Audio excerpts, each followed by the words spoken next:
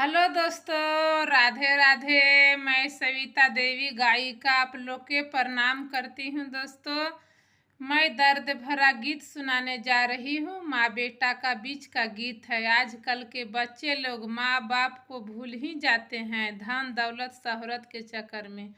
इसी पर मैं दर्द भरा गीत सुनाने जा रही हूँ।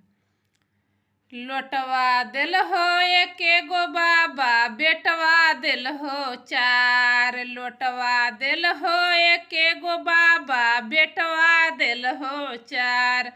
अरे पानिया पियते बेटवा लोटवा ललकै छीन। कैसे कटते हमर दिन, कैसे कटते हमर दिन।